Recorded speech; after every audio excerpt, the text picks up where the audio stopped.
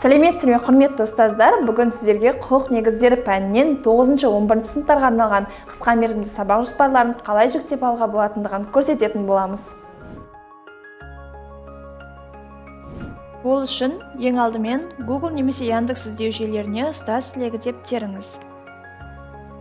Ең бірінші болып шығып тұрған ұстаз тілегі республикалық ұстаздар сайтына өтесіз де КМЖ бөлімін таңдайсыз. Сол жақ шеттегі сайтқа кіру батырмасы арқылы сайтқа кіріп, егер тіркелмеген болсаңыз, тіркелу батырмасы арқылы тіркелесіз. Пән таңдау батырмасын басу арқылы бізге қажетті құқық негіздері пәнін таңдайсыз. Құқық негіздері пәнінен 9-11 сыныптарға арналған қысқа мерзімді сабақ жоспарлары батырмасына басып, өзіңізге қажетті сынып бойынша КМЖ-ны және презентацияны таңдайсыз.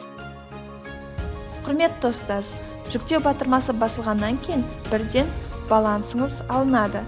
Егер балансыңыз жеткіліксіз болған жағдайда, Kaspi.kz қосымшасының іздеу жүйесіне ұстаз тілегі деп жазасыз да, өзіңіздің ID номеріңізді көрсету арқылы қажетті балансты толықтырасыз.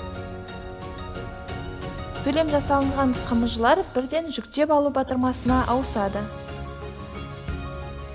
Ал жүктеп алынған КМЖ сіздің загрузки бөліміңізде сақталады. Құрметті ұстаз, сіздің алдыңызда құқық негіздері пәнінен 30 бұйрықтың 7 қосымшасы бойынша жасалған КМЖ үлгісі. Бұл КМЖ-лар кез келген баспаға сәйкес келеді.